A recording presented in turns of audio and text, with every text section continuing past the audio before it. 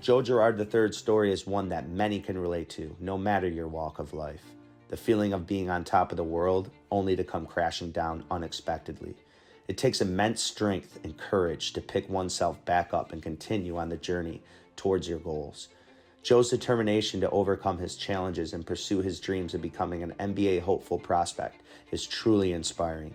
His story serves as a reminder that setbacks are a natural part of life, but with perseverance and resilience, anything is possible. We can all learn from Joe's journey and use it as motivation to keep pushing forward in the face of adversity.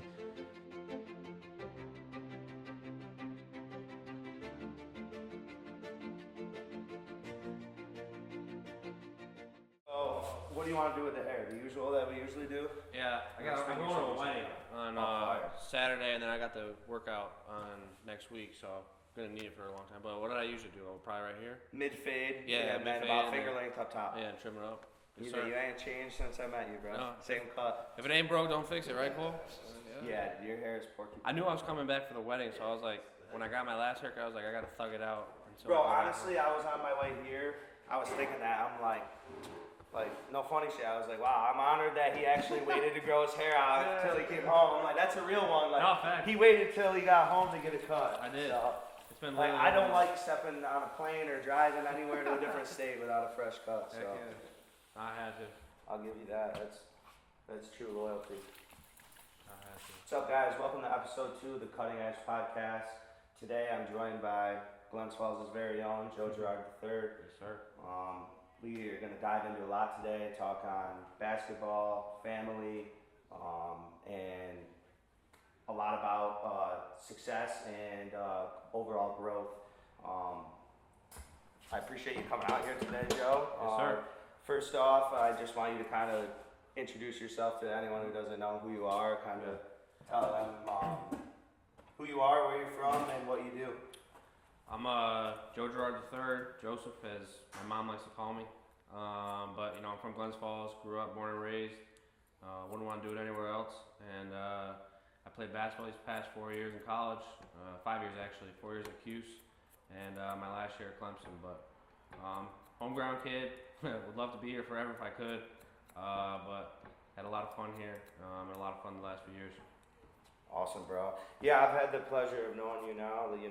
We've known each other pretty much our whole lives, but got to actually know each other when I started cutting your hair. What, your senior year was it in high school? Probably. Or junior year? I think, because I didn't get a real haircut till, I feel like it was either junior or senior, I feel like it was your senior year, to be honest. No, you're right. You're probably right. Kind of that, I remember because they did that video for you and the Mr. 4000 video. No, that was definitely, because I remember going downstairs, or going during school, and my mom would come downstairs from the bank. Bring the money down and stuff. Come see you in the shop. So you're definitely right. That was senior year. So that was probably like 6 years ago. So I've known Joe for the last 6 years, and I've known him and his family very well my whole life. And Pop Warner. Facts. And your grandfather actually worked with my mom at Hallware for 10 years. That was his best friend there. She didn't really have a father growing up, so she always called him Coach Joe. He referred him as Dad, so she really loved him a lot. No, I know he did too. That's why it was awesome for him, especially with those people there. But dude. So I guess we're gonna have to give a little bit of the credentials out to give some people a background of why we're asking all these questions. But Joe, he's a local hometown kind of hero around here in Glens Falls. You see kids at the Y, they're trying to throw up threes like him and stuff. Set the record for New York State in points, right? Yeah, the New York State all-time scoring leader for basketball. How many points? I always get the last three numbers mixed up. I think it's 4,763. And, all right, this has been, because your name gets brought up in these barbershops all the time, for good and for worse. I always got your back being your barber, but the hate comes in a small town. Like, a lot of people don't want to see, compared to in a city, you don't care if someone wins. Like, here they don't want to see you win because everyone thinks it should be them, right? 100%. That's part of what growing up here was fun, too. Right. For a guy like me. You embraced that challenge a lot. At least you took it on with the right energy. Yeah. But bro, some people have looked it up. I said that you were like 6 all time when I saw in high school history in the U.S. Yeah. What is the actual number? Or do you not know? I don't know. What you rank on the all-time list for points? I don't know. I think it was top 10. I honestly don't have. I know, Thompson. If you want to look it up, maybe, but. If you want to fact check it. I have no idea. I can say I have no idea, to be honest with you. Listen, I'll fact check it and I'll drop it in the video so everyone yeah. sees. But maybe somebody in the comments can drop how many points it is. Yeah. And we'll send them something or raffle something off.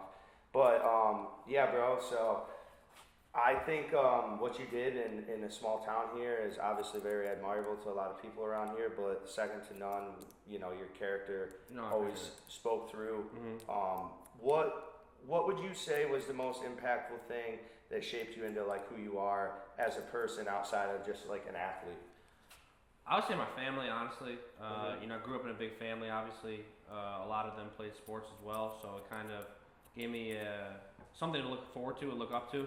And you know, everything I did with them was competitive, and you had to do it the right way. And I think that was the biggest thing for me. Is like, you know, obviously I want to win at everything I do. I want to beat all my cousins, beat all my friends, whether it was, you know, racing out the door first or last or whatever. But at the same time, that, you know, we were always taught to do it the right way. And I think that was just the biggest thing. You know, my parents did a good job of, even when, you know, I started getting a little bit more recognized, you know, as I got older, like they always made sure to bring me down a level, level-headed, and they never let me get too big, and it kind of just molded me into kind of being low-key about everything, and just making sure that my main goal was the main goal. That's awesome.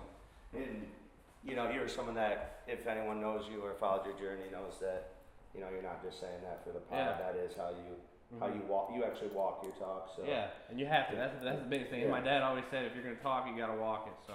And your dad, he was a really good ball player as well too. So he probably had a big influence on everything for you as well. No, 100%. My dad, he taught me everything I know, sports-wise, basketball, football, whatever it may be. He was the one that always put the hours in with me, whether it was, you know, basketball or football, and taught me everything I know. But he played Division II, so he kind of, you know, went through everything that I went through. Obviously, you know, it's a little bit different of a level, but it's still the same regiment. It's still the same, you know, dedication that you have to get to, you know, where you want to get to.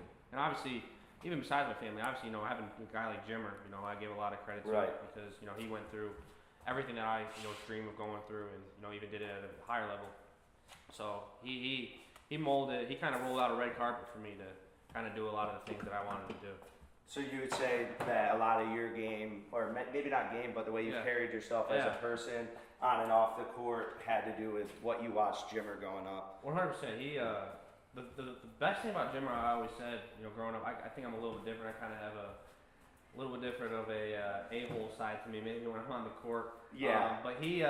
For good. For good. Yeah, for good. In a good way. But I remember one time when I was growing up, I was watching this BYU game, and, you know, he's got like 25 points or something at halftime, and he hit a half-court shot at the buzzer of halftime, and I don't think he, you know, pumped his fist, he smiled or nothing. He literally just walked out of half-court at halftime and just went into the locker room like nothing just happened.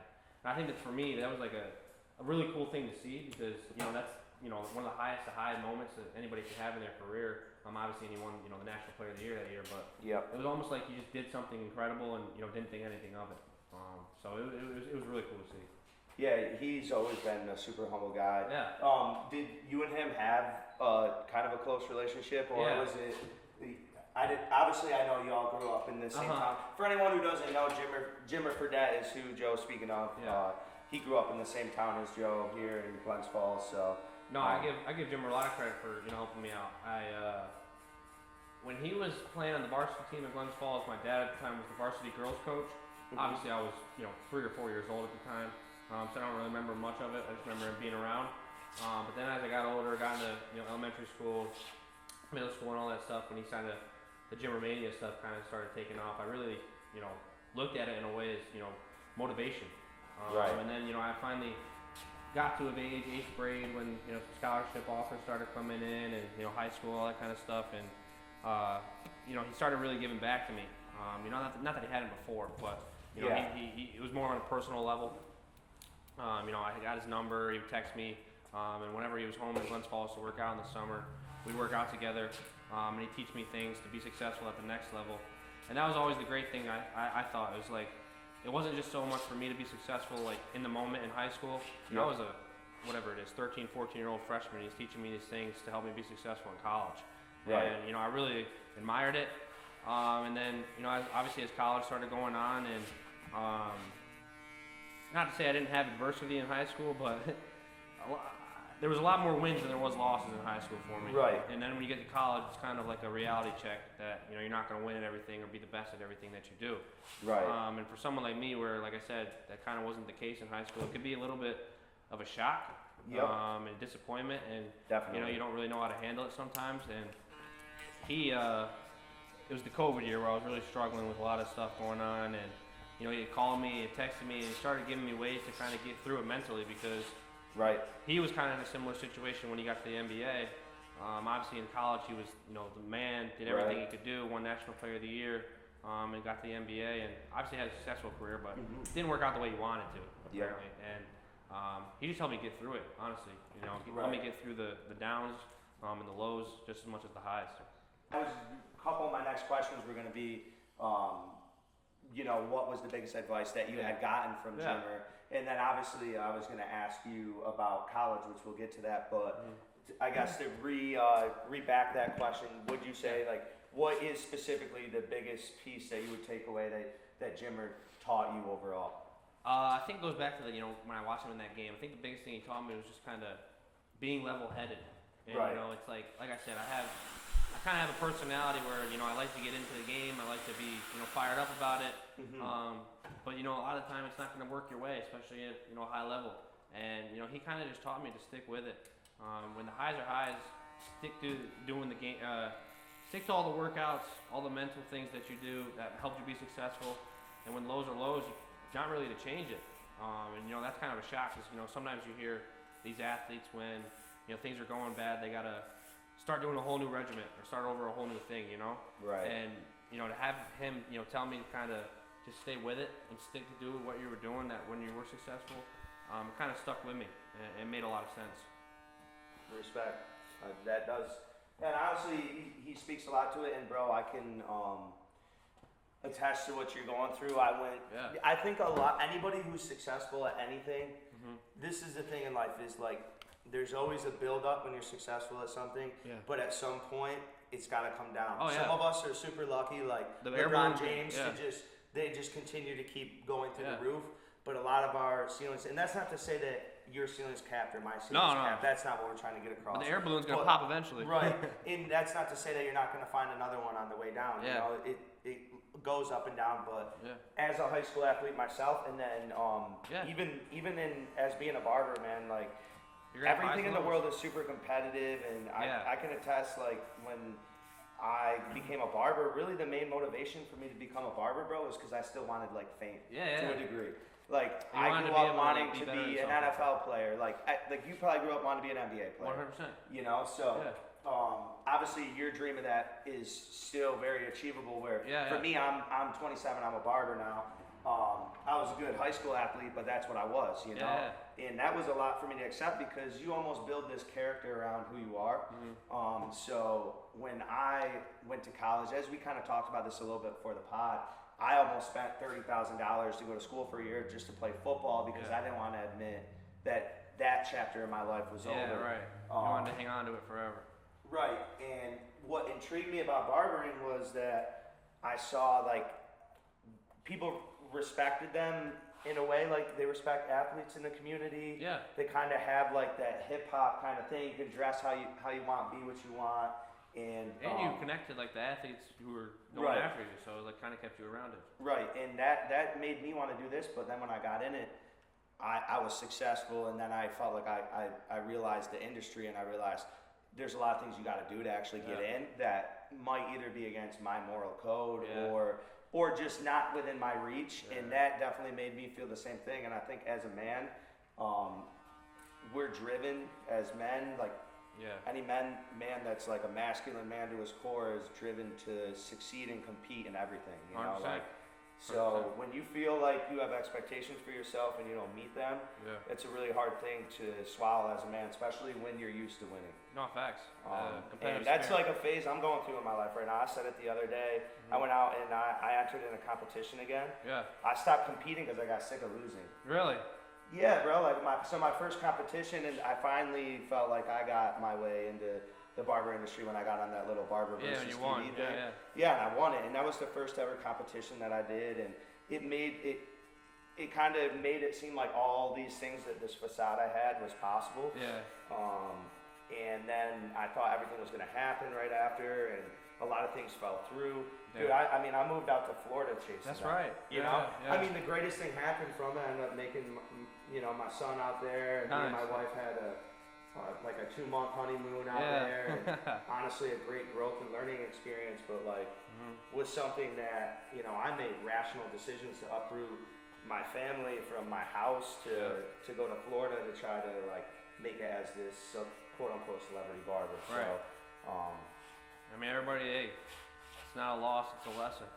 Right, and I think that's, one of the biggest things is you have to learn how to grow from the setbacks or somehow find a positive in losing. Right.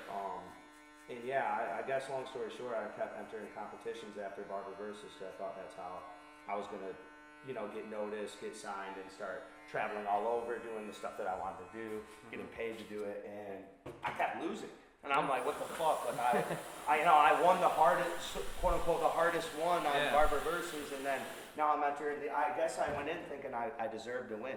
And it was super humbling, and I went through a lot, and I feel like the biggest thing that made me accept it was just my faith, really, more than anything.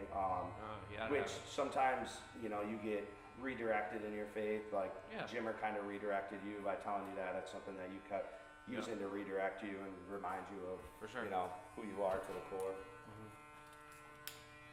What so obviously you were successful young. What age did you start to realize a lot of your dreams were actually possible for you to achieve? That's a good question that I always get, and I don't really know. I always had kind of played up, in age groups when I was younger, and it kind of makes you feel cool, I guess, in a way when you're younger, that you're playing against the older kids and still doing pretty well. So I think I had always kind of had an idea that I might be a little advanced for my age, I guess I'll call it. Yeah. But I didn't really understand, the places I could take it really until probably 7th or 8th grade. Okay. 7th grade, I played, freshman basketball. I thought it was going to be a challenge for me. Everybody thought it was going to be a challenge for me. And it was. But our team went undefeated, and I think I averaged 20 points or something. And then that was kind of a turning point for me because, then in AAU I played on the older team as well.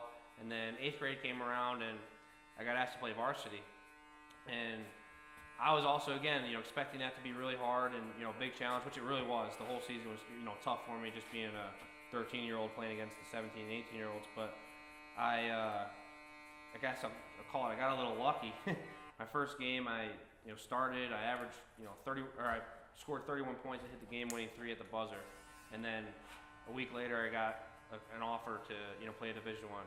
So really?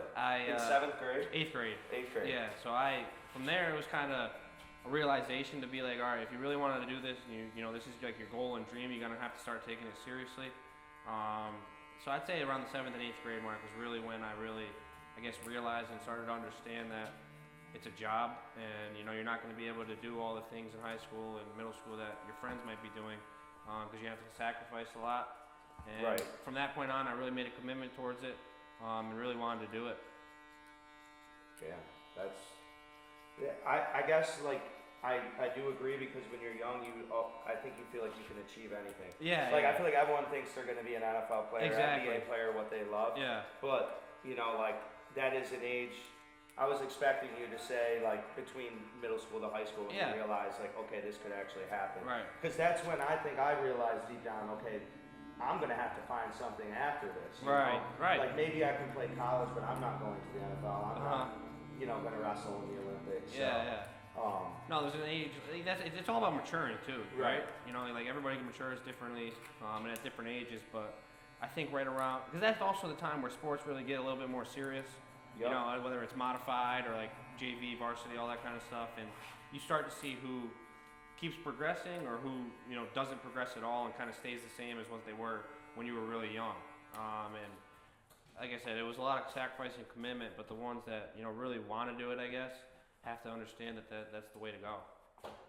Right, and then I think there's also a point of natural talent also. Oh yeah, 100%. You know, Some people there's get some lucky. people that can work harder than the next guy and never make it, but 100%. and that's not discrediting obviously anybody's work ethic. But, No, 100%.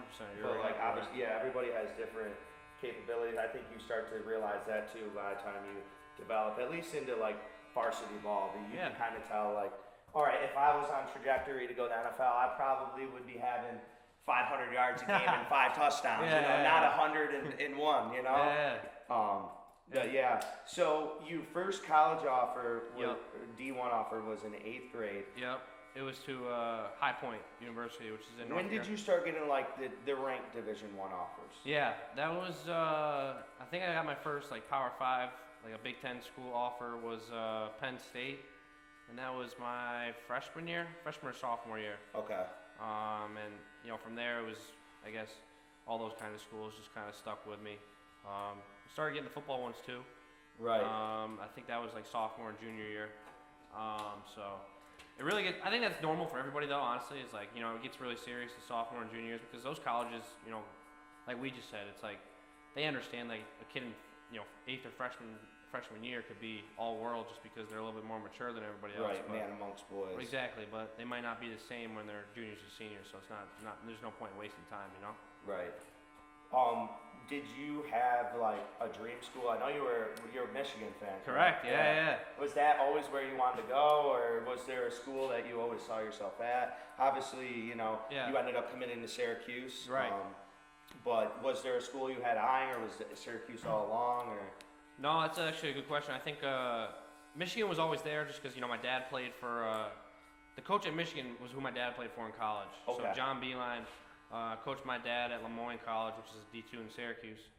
So my dad obviously had a really good, you know, relationship with him. Still does to this day, honestly. But he was at Michigan at the time, and when I was a kid, that's all I knew really. You know, it was Michigan and obviously Syracuse, just growing up in New York. Right. So I think Michigan was just a school just because of that for a while. Like that was the school I rooted for. Then as I got older, started getting a little bit more serious in the basketball. I always heard about Syracuse just because I'm from New York. And you know, Coach Boeheim, obviously a Hall of Famer. But I think if I had to say like a few schools that like were always in my mind, it was those two, and then Duke. I think just because it's obviously, you know, one of the biggest brands in college basketball. And when I was a little kid, I loved JJ Redick growing up. So and I loved how he played. So that was always the third school that I always just thought about. But to be quite honestly, going through the process, I was open-minded as could be. You know, I never really had a favorite school. I never had a school like, all right, if they offer me, I'm committing right now. So right, and that was going to be my next question because I remember cutting your hair your senior year, and that was the question that I'm sure you were so sick of hearing was, where are you going to go? As if, like I said earlier, as if we're ESPN and you're going to break the news to that person. But was there a point where you knew and were holding out after you knew you were going to Syracuse, or did you really take up to like pretty close to signing day to make that decision? I'd say probably for a week or two. You know, I had known got it down to 6 schools. You know, eliminated the football option and got it down to Syracuse, Duke, Michigan, Notre Dame, Boston College, and Penn State. Okay. So I did that. I want to say, like maybe July or August, somewhere around there, like right before football season started. Because you know I was still playing football and wanted to give myself and my teammates the best chance of me being focused, kind of really to get it done. Right. So I narrowed it down to those 6, and then I was really wide open, you know, for those first few months, and was still talking to all the schools and everybody, and really trying to figure out which was the best option, and then really like and then I set my commitment date. Still think I remember it was like October 14th. And that was like right before, you know, the state playoffs started, because I wanted it done before that, and I wanted it done before basketball season. And the last 2 weeks of my recruitment, Coach Boeheim and Jerry McNamara came to like Thompson probably remembers this, like 3 or 4 practices and 2 of my games, and it was like, all right, this guy's real serious about me. It's the hometown school, and he's a Hall of Famer. Like, what am I doing not listening to him? And, Jerry McNamara, who won a national championship at Syracuse, was a player that was, very similar to my game style. And I was like, all right, if I'm going to learn from him every day, I'm going to have the keys to, success just because he's been through it. It was kind of like another Jimmer situation. Right. Like, he did everything I wanted to do, and was a similar player to me. So it just made the most sense. And like I said, seeing them at practice for, those few times was like really eye-opening for me. Yeah, so you chose Syracuse. You were committed going into your senior year where you guys won both the football state chip and basketball state chip, which was Glens Falls' first one for basketball, right? Yeah, for both. For both. Well, actually, I lied. The first one for football was our sophomore year of high school. Okay. Yeah. But yeah, for basketball, that was the first one. So you had the legendary senior year, and then you're going to Syracuse. You get out to Syracuse. You explained and touched a little bit earlier that there was some challenges. Yeah. What was it like when basketball first started out there? Was it challenging from the jump right when you got there? Like you knew this was different, or was this something like, okay, I've now played a few games. I'm not averaging what I want. I'm not doing what I want. Yeah. This is different. No, what was that moment where you realized that? No, it was really hard. I think it was for a unique way. So in college basketball, you're allowed to take it's called a foreign tour. So like you go overseas in the summer and you play a few games against foreign teams. Yep. And it just so happened that my first year we got to do that. So I get to school on July 1st or whatever it is, right after I graduated from high school. And so I graduated high school June 29th, and I got to campus the next day and started practicing. Because we were going on this foreign tour. But it gave me an opportunity to really, test my skills like right away. Because in college basketball, like in the summer, like you're doing workouts and everything, but you're not really playing against each other, going hard, like that hard every single day. But we had to because we were going away to play against these teams and playing real games somewhat. And so that gave me an opportunity to kind of get up to the speed of it a little bit, and get into it. Yeah. But it was hard. My freshman year, I think, for me personally, it was kind of I was excited to really start over, because like I said, in high school, I don't want to say I got to do whatever I wanted, but it was like everything was rainbows and ponies. Right. We were always just smiling, we were always winning games and just having fun, and there wasn't really that much challenge. But this gave me an opportunity to really start over and try and make another name for myself at a different level, and I think that really motivation right there kind of gave me a jump start compared to some other freshmen who might have been the 5-star recruits, the top 10 guys, or already slated to start at their position, and I didn't have that. And I didn't start until my second game, which is obviously pretty fast, but I still had to work for it. Yeah, that was fire. Exactly. And I still had to work for it, so it wasn't like it was just handed to me. I had to wait my turn for the game or whatever it was, and then prove myself, and from there it was history, obviously. But it was hard. You go through ups and downs. Like our first game of the season was against Virginia, who had won the national championship the year before, and this is no lie, for a whole game our team scored 34 points. Like that, I scored 34 points in high school in one half. Yeah, that, you know what I mean? Actually, you know what? I lied. That was the game I was at. Yeah. That was the one, because I do remember that game. That was a tough one. Exactly, and it's like, all right, this is a little weird. I'm not used to this, but you get through it. You rely on your teammates, you rely on your coaches, and they're going to help you through, especially being so young. They'll help you out because they've been through it before. So there was ups and downs, but right away, I was kind of in a different position just because of the uniqueness of going on a foreign tour and having a little bit of excitement. Yeah.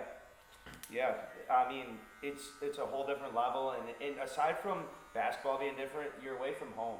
Something that a lot of these people, that I kind of want to touch on here, don't understand. We kind of talked about it a little bit, but this is a small town area where Joe and I grow up. Your high school had how many kids? I graduated with like 175. 175, yeah. We don't have people in the 518 that typically make it to Division I ball. To make a D3 and have a successful D3 career around here is, you're a hometown hero for life around here. You're known as a legend. So the weight that Joe had on his shoulders going out to CUSE, that being in New York, I mean, your first Yeah. game, dude, it was like a home game for Yeah, you. yeah, Your yeah. whole family was there, Yeah, that's all cool. your friends, like, Yeah. I went out there as your barber, Yeah, like, yeah. you know, a lot of people went out to watch you, and being the all-time leading scorer in New York, etc. I mean, I hate to say it, but like even being an undersized like white kid at a guard position, No, you you're know, right. on a team like that, you know, you had a lot of stuff stacked against you, and 100%. now you're going to a school that expects you to be The Mr. top 50 notch. points a Exactly. game like you were in high school. Yeah. And you're going out there dropping 15, you're getting boos from your home Yeah. fans and stuff like that. Like, Yeah. so this is just a little background on like what Joe went through compared to High school, your 5-star recruit that is from an inner city big school, you know. Exactly. No, 100%. You hit it on the head. I mean, again, I wish I was a 5-star kid. I wish, all these things, were just kind of set in line for me. But at the same time, I don't, because I'm a very like goal-oriented kid. Like I like having a goal, and like I like being able to chase something and give me, because it kind of just keeps my mind, in a way to have motivation and keep me going every day. Right. I just feel like if I kind of knew what I was doing and knew that I was going to go in and average 20 as a freshman or something like that, like I wouldn't be as motivated, Right. And not having that was really a good thing for me, because I wanted to go in, I wanted to prove it to everybody else, but more importantly, I wanted to prove it to myself. Because, Right. that's really all that matters in the end of it, is that, you're proving it to yourself, you're showing yourself you can do it, and it kind of gives you that, extra boost of confidence. Yeah, and I think that's a very applaudable thing. And honestly, bro, I think being from a hometown has its pros and cons, or a small hometown has its pros and cons as well. Yeah. It shapes you in a way unlike a city can, but the room for opportunity is a little smaller. But if you're bright enough of a light, you're a living testament to it. You're a bright light. They Yeah. will find you, and they'll find a way to shine through. That was a great way to put it. They'll find you. And Right. going through high school, I had all these opportunities to go to these prep schools or go somewhere else. But going back to it, it was like, I wanted to be different. Which was my slogan. Right. I wanted to stay, home. I wanted to do all these things with the friends that I grew up with, my cousins that I grew up with, because obviously I owed it. I wanted to do it myself, but I owed it to them. Like, Right. how would I feel like being a senior and all of a sudden getting up and leaving after all the, whatever, 16, 15 years of hard work that we put in. Absolutely. And, I didn't want to do that to them. I didn't want to do it to myself. And, like you said, if you're good enough, they're going to find you. Right. And that's kind of, I just believed in it. Yeah. I think that's one of the things that everybody respects about you, Joe, is your loyalty to Glens Falls. Yes, sir. And aside from what you've done for Glens Falls as an athlete, the way you represented the Yeah. 518 Glens Falls, people respect that as well too. No, I So, appreciate it. Yeah. somebody could come at your game, but they Yeah. can't come at your character. you Yes, know? sir. And at the end of the day, that's for any person, no matter what you do. Someone can attack any part of you, the way you look, You're right. the stuff, what you do for a living. But if you're, a true man and have true character, That's all that matters, man. then at the end of the day, you can rest your head assured. Good things happen to good people. And I believe respect is a much more powerful currency than money. 100%. Because when people respect you, you'll always have opportunities in life, Right. and people want to give you opportunity. Yeah. That's a good point. Nobody gave an opportunity to a man they didn't respect or a woman they didn't respect. Good point. Good point. So to build that with the wealth is ideal, but at the very least, to anyone out there, build the respect, because if they burnt money tomorrow or bank shut down and we're left in survival times, it's every man for themselves. Glens Falls is gonna have your back a little bit. You might not have to be the one out there fighting zombies. That's right. Or whatever. That's right. Be protected. Some bodyguard. So I guess to start to progress into your career into college, your freshman year, you have some struggles. Yeah. But it also was a great learning curve for you. Sophomore and junior year, and senior year, you're at Syracuse. What are those years like? Are they similar? Are they all a challenge in themselves? Or I'd say sophomore year was probably the hardest year for me. Right. Sophomore year was the one, we were playing in COVID and no fans were allowed, so I couldn't see my family for the longest time.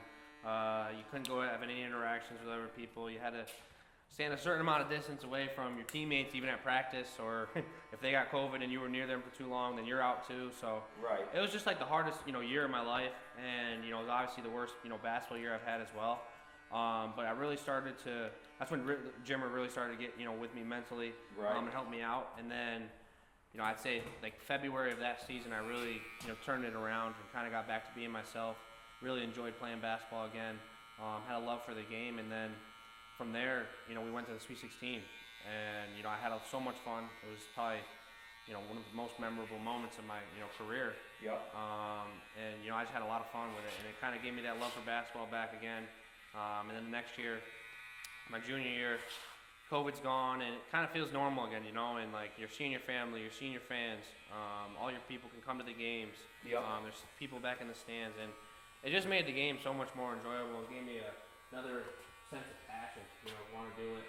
And absolutely. I at the moment had my best season of my career. Unfortunately, we didn't go to the tournament or anything, and that was a little bit of a bummer. But it was the last year I got to play with Buddy. Buddy Boeheim has been a friend of mine for your junior year. You're referring to? Yep. So my junior year was his senior year. That was his last year. Yep. So that was a fun year, but obviously didn't go the way we wanted in terms of wins and losses. But so many memories other than that. And then moving on to senior year, again, had a best year of my career at that time. And just had a lot of fun. I was with me and Jesse. Edwards was killing it right now. We were the only seniors. We had a big group of freshmen, and it was our turn to kind of help them. Right. Just like when we were freshmen. So it gave us a chance to really build on our leadership, besides from basketball, and just help lead those guys, guide them, get them through what being a college athlete really is about. And I had a lot of fun doing that, and that's even besides the basketball. So awesome. I loved my 4 years at Syracuse, and I don't regret it at all. And it's probably, if I could do it all over again, I would. It's just unbelievable in terms of being 2 hours away from home, having all these people come see me all the time, and being able to play in the Dome and for a Hall of Fame coach. So I loved it. And you and Coach Boeheim are so close. Oh yeah, Yep. I talk to Coach Boeheim all the time. Even still, he helped me. Even when I transferred and he retired, he helped me throughout that process, and has helped me now in this pro process as well. So Right. and I'm, like I said, still great friends with his kids. So Yep. I talk to him and see him still. So obviously, you mentioned that your ideal. If I'm in the head of Joe Girard III, you sign with Syracuse as a senior going in your freshman year. You expect you to go average 20, 25, and you guys to at least be in the tournament playing for close to a championship by your senior year. Yeah. That doesn't happen. You say that you feel discouraged, etc. There wasn't any moments where you didn't hear the noise and you just feel like, man, maybe if I did go smaller D1 and just could shoot the piss out of the ball, 30 shots a game, like Jimmer had, because Jimmer had a different opportunity. I mean, I'll say it, I know you can't say it, but at Syracuse, you're with a lot more talent than BYU, and they're not going to be all right if you go 10 for 31 games. No, right. Where as a rhythm shooter, you kind of, in high school, that's kind of how you might have missed 4 in a row, but once you hit that one, everyone knows that it was over. And I felt like Syracuse never really allowed that opportunity for you because of the system. And obviously a lot of people say that, if you went Boston College or this or that. Did those thoughts ever kind of haunt you, or was that sort of the stuff you were dealing with when your freshman, sophomore year till you kind of Jimmer talked to you and you kind of got your head back on straight, or? I never thought about leaving or going. I never regretted the decision. I think though, like you said, I kind of I heard it all the time, whether it was from. And it wasn't necessarily from people who didn't want to see me succeed. It was kind of the opposite. It was the people that were closest to me and wanted me to, or not.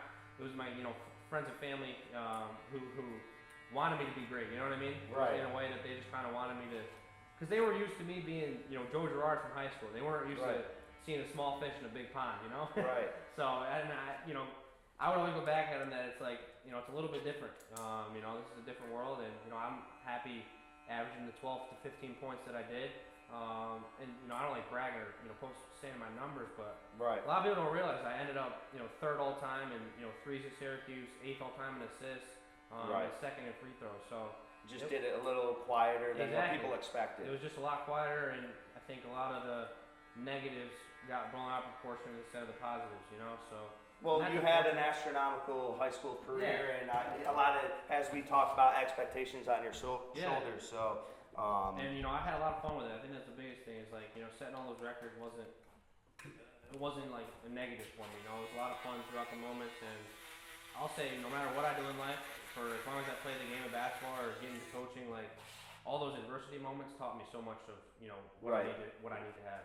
Right. So I mean, honestly, it just like sounds like you've had faith in your journey no matter what got through your way. Yeah. Like when you were in high school and he was throwing success left and right and everything came easy, you didn't let it get you crazy high, and then once you were faced through some lows, you didn't let it totally deflate your ego and whatnot. So no, I think it's I mean, with anything you do in life, but especially sports, like it's kind of inevitable to like hit that floor at some point. Right. You're not always going to be trajected towards the ceiling. Eventually you're going to hit a floor, but you're going to go right back up, and it's kind of how you respond. And I personally, I don't want to name any names or anything, but like I've seen kids who have hit the floor and kind of just laid there, Right. instead of getting back up and trying to jump towards the ceiling. So it can go both ways, and I'm proud of myself, and I'm really lucky and happy to have the people that I have in my circle that kind of kept me on that trajectory. And like I said earlier, like when I was in high school and getting all this attention, my parents, they kept me level-headed, made sure that I wasn't getting too big for my britches and getting ahead of myself. But when I was on the floor, they also were right there with me, trying to get me back up. So I have a lot of great people in my life. It goes for my friends and family as well. Amen, bro. And I wouldn't have been able to do the things I did without them. You do have a great family. The Girards are a great family, and your mom and dad specifically, have done everything they could to put you in the best positions your whole life. So, and not everybody, gets blessed with parents like you had growing up. No. And that's something that you typically, take for granted in an area where we live, 100%. where everybody faces different challenges, in their life, whether. Maybe the recruiting process was harder for you, but you had more of a family backbone to lean on than others and support you through that. And at the end of the day, the dance ends, and what you're left with is family. Is your mom and dad, is your hometown, is your friends, and who you're going to be when the character stops playing this, on the stage is a big thing. That any athlete and artist of any kind or performer deals with. No, 100%, man. Family's everything. So we talked about how you went to college. You obviously thought things were going to go a different way. Your mindset is shifted from like, I'm not worried about myself and getting to the league. I'm more worried about building the people around me. Yeah. And then you also touched on how COVID was one of the toughest things, but it kind of blessed you in a way. Yeah. Now that we're going to get into you having the extra, option year, and that's when you decide to go to Clemson, and you just kind of like, because I really haven't got to catch up with you on this either. What was that like, and what made you choose Clemson, and just kind of bring us to that journey. I mean, right after we played in the ACC tournament game for my senior year at Syracuse, like we heard the news that Coach Boeheim was retiring, and it was a shock, man, because I had in the back of my mind that I had that extra year eligibility, and if he was coming back, maybe I think about it. But when he retired, it was like a blessing in disguise, like you said, like having this extra year of COVID. Why not go, open all your options, enter the draft, but also put your name in the transfer portal, So I did that just to keep all my options open, and really understand and take in where I wanted to go or where I'd see myself fit. And from there, I felt like I was back in high school again all over. I put the post up, and I think maybe 30 seconds later, I started getting calls from schools all over the country.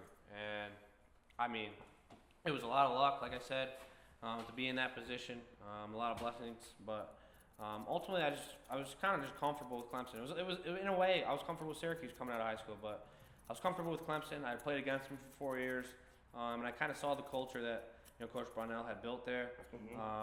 And one thing I wanted to do is, like I said, I went to the Sweet 16 my sophomore year, didn't make it again, and I was itching to get back because that's really all I care about. Is winning. Yeah. And that's really all I care about in life, and I wanted to get back, and they had some guys coming back from a team that the previous year won 23 games, and it was really attractive to me.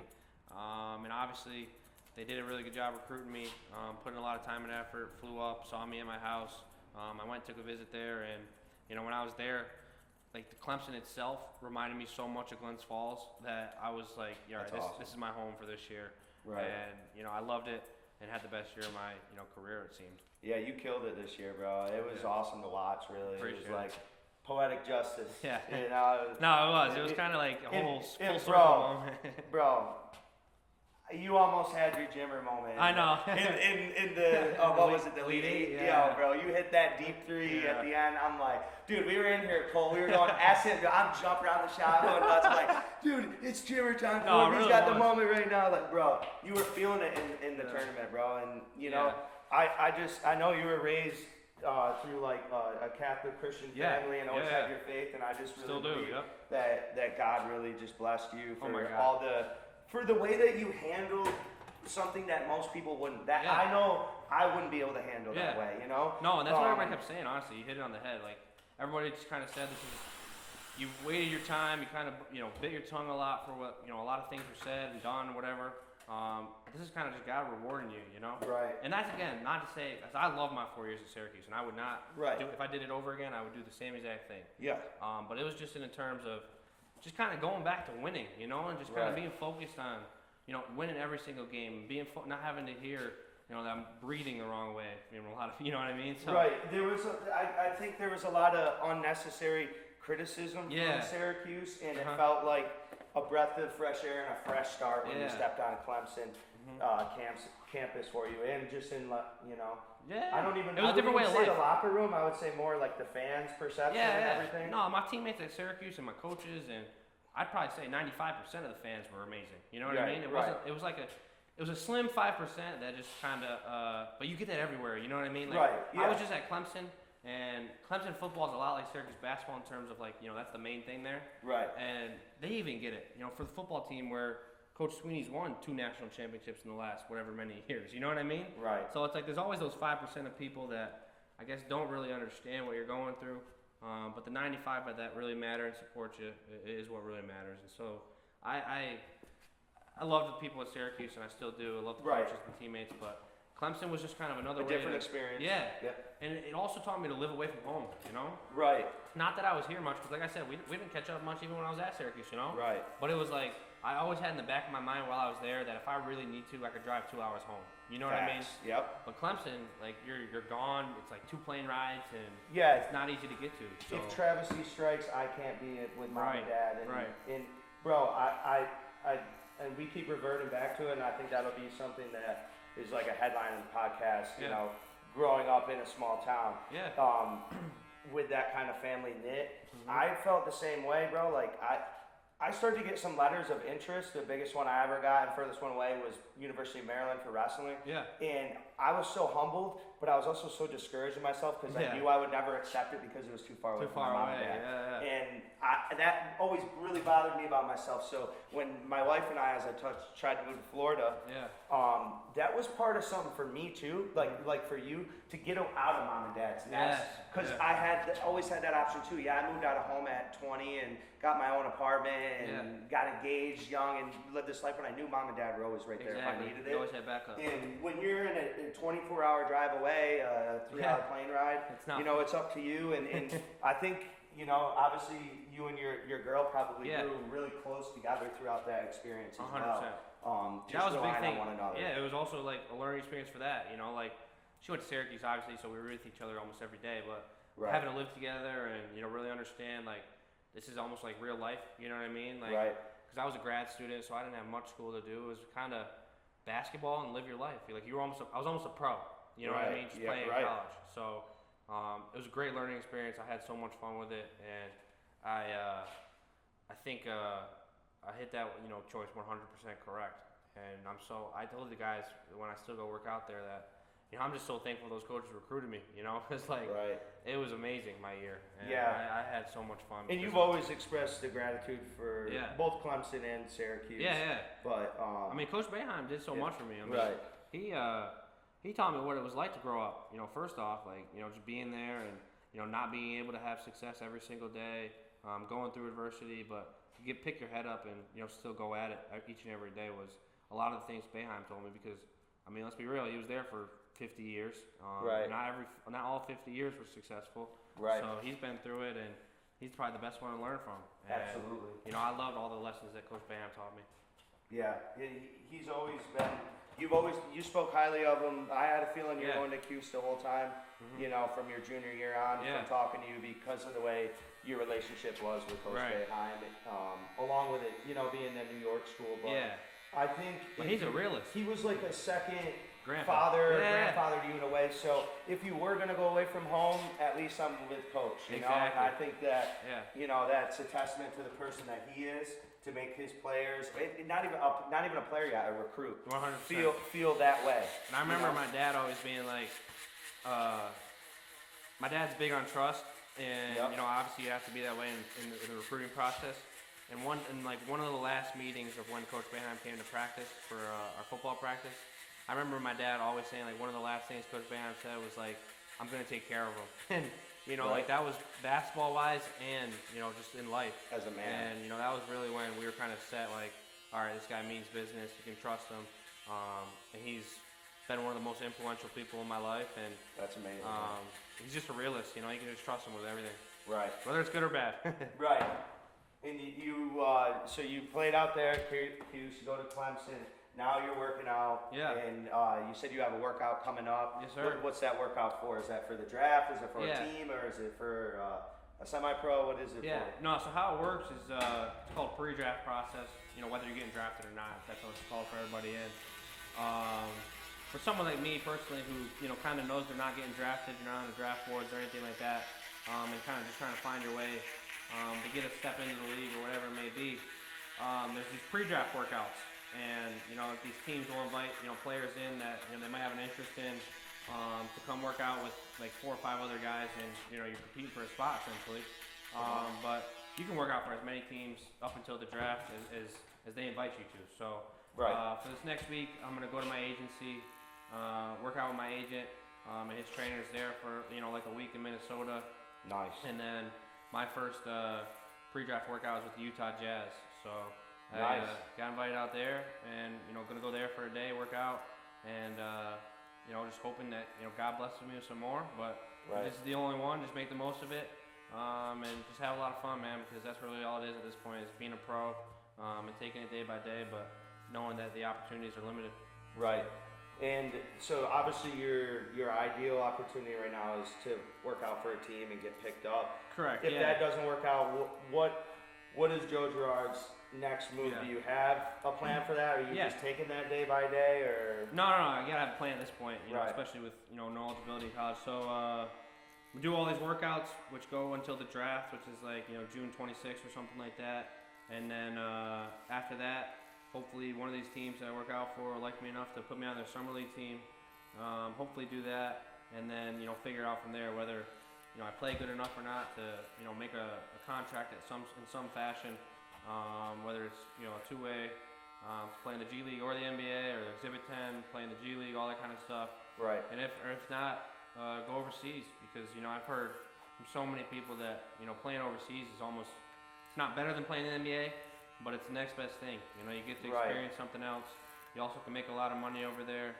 Jimmer did exactly just that. And it's great basketball.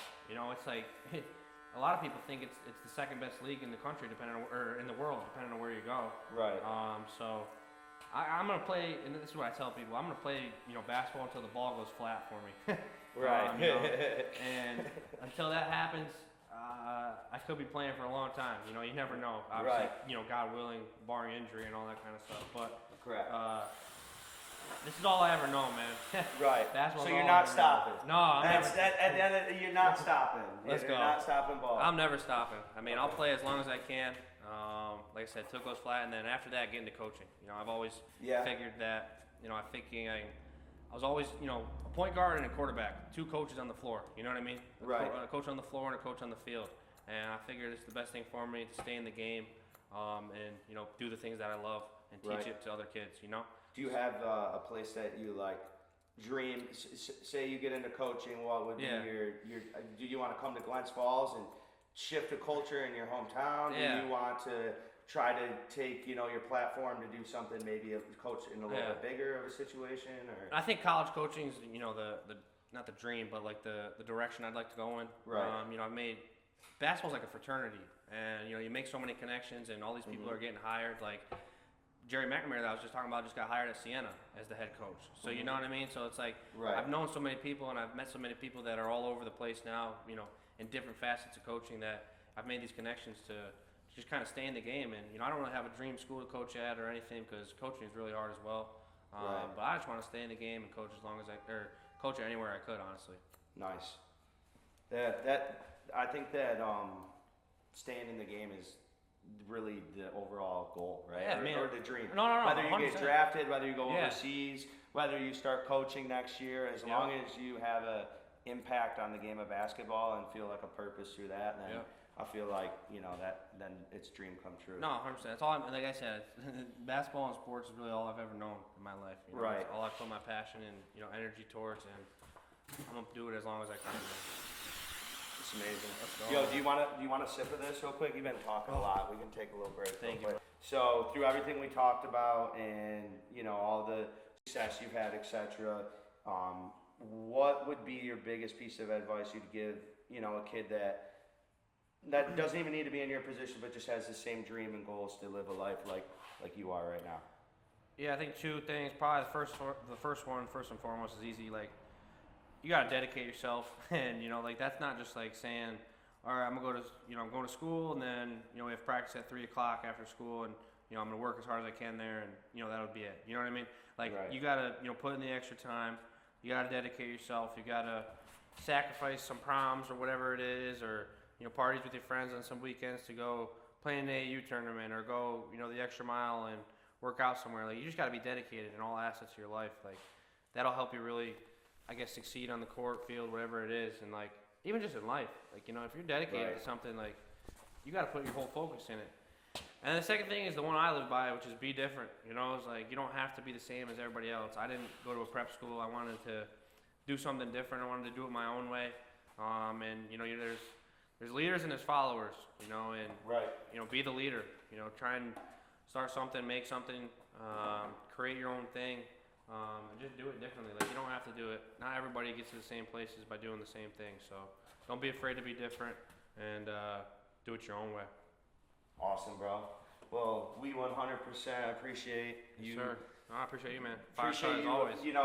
More than anything for the kids that are going to get to listen to this, because I know there's a lot of kids around here that will listen to it and that do look up to you here. So, yes, sir. I appreciate it. Respect 100%, dog. Yeah, appreciate it, man. It's always good to chop it up. Right. No pun intended. Right, yeah. That honestly, I don't have an official name for the pod. That could be it. Chop It Up. Yes, sir. Podcast. Wow, did Joe just name the podcast? I'm gonna need to get some credit for that. Yeah, you know what I'm saying? You're gonna need some royalties. Yeah. No, but you get all the royalties you need.